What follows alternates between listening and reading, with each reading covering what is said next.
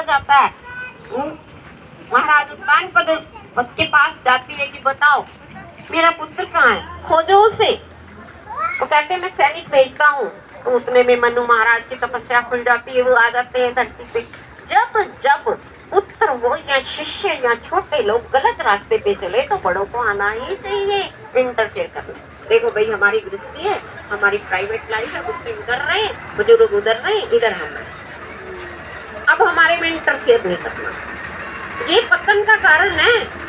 जो हम बड़ों के अनुभव से सीख सकते हो, बड़ों के ज्ञान से सीख सकते हो, हमें नहीं पता होना।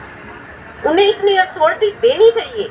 आजकल माता पिता को अथॉरिटी नहीं देते बच्चे की हमें टोको रोको या कुछ कह दो। नहीं, ज्ञानी माँ बाप गुरु को अथॉरिटी होनी चाहिए। वो कभी भी अपने शिष्य को या अपने पुत्र को या अपनी पुत्री को आकर के रोक सके गलत काम के लिए। तो मनु महाराज आते हैं, आके डांट लगाते हैं कि तू कैसा राजा है, तू अपने ही घर में सुख शांति नहीं पैदा कर रहा। तेरा पुत्र चला गया और उसकी माता रो रही है और तू कह रहा मैं सैनिक भेज रहा हूं।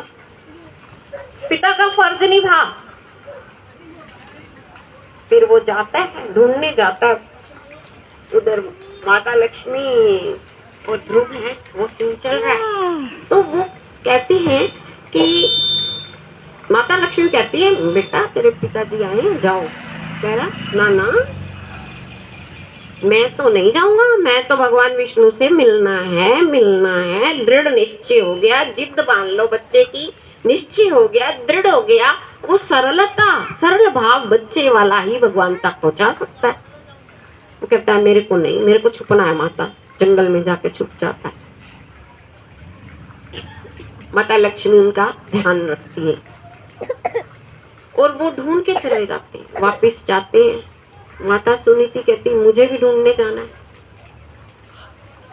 उधर घर में विवाद चल रहा है, इधर नारद मुनि प्रहलाद भक्त ध्रुव भक्त को मिल जाते हैं।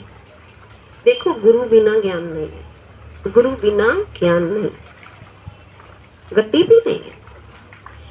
देखो ध्रुव की वाणी देखो, हर किसी को कह रहा मेरे को भगवान विष्णु का पता बता दो ना, मेरे को भगवान विष्णु का मार्ग का दर्शन करो ना। हर किसी को यही कह रहा है, यानी वो गुरु ढूंढ रहा है। तो गुरु जो हमारे होते हैं वो भगवान से निश्चित होता है विधान हमें कौन से गुरु मिलेंगे।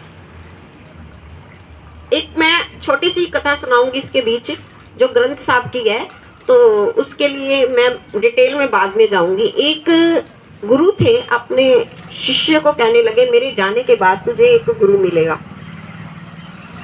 तो उसको वो 7 मोहरें लेगा तेरे से सोने की, वही तेरा गुरु होगा। तब सोने की मोहरें होती थी। वो भंडारा करता, भोजन करता, 2-2 मोहरें देता, 3 देता, 5 देता, 7 नहीं देता किसी को।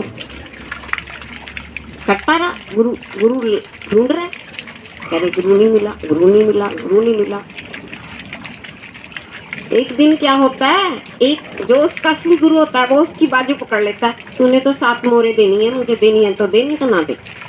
ओ पैरों में पड़ गया, कह रहा मेरे को गुरु मिल गया। मतलब गुरु भी किस्मत से मिलते हैं, लिखी से मिलते हैं, विधान से मिलते हैं, हमारे लिए निश्चित है गुरु।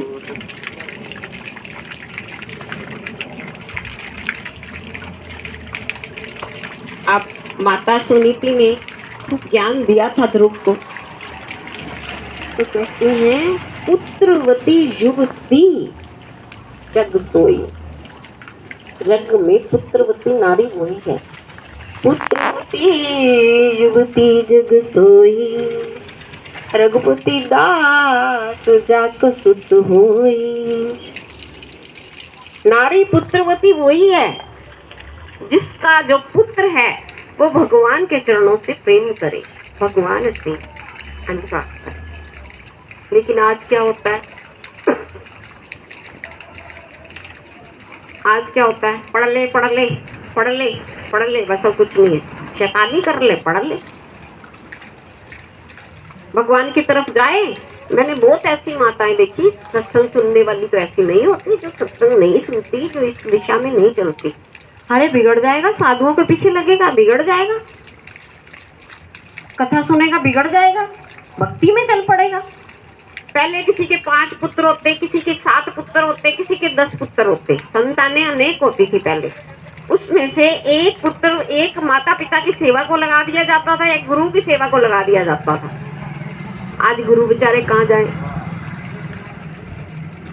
2-2, 3-3 बच्चे पैदा होते हैं और उनको यही शिक्षा देती है, भक्ति से दूर रहो, भक्ति से दूर रहो। भक्त नहीं बनना, कमाना है।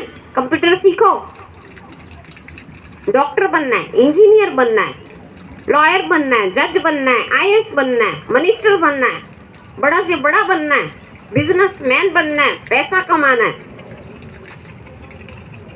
तो यहाँ पे ये जो दोहा है इसलिए है, पुत्रवती युवती जग सोई,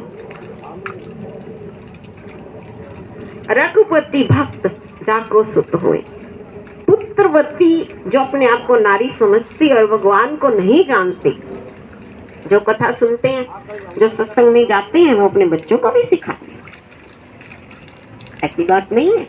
जो नहीं सुनते, नहीं जानते, अब भी कह रहे हम जवान हैं। मैंने कईयों से सुना है, कह रहे जवानी जो है, जवानी है हमारी, बुढ़ापे में करेंगे भक्ति। और फिर औरतें भजन भी गाती हैं, भजन कर भरी जवानी में बुढ़ापा किसने देखा है? बुढ़ापे में भजन करने लायक नहीं बचोगे। भजन जवानी में ही होता है। मैंने सारी जवानी अपनी भगवान की कृपा से उन्हीं की यादों में बिताई। ना अपनी गुडविल के लिए बाहर आई, ना पैसे के लिए बाहर आई। वृंदावन वास किया मैंने, ध्यान में रही हूँ बस। जो गोपी भक्ति के पीछे चलना चाहती हो वो ही मुझे गुनगुना। ध्यान में तो मैं फेल हूँ, जितना मुझे आता है तुम्हें दे दूंगी, जितना मुझे मिलेगा दे दूंगी। तुम कोई सवाल पूछोगे तो और पढ़ूंगी, लिखूंगी और ज्ञान दूंगी, प्रयास करूंगी तुम्हें सेटिस्फाइड करने का।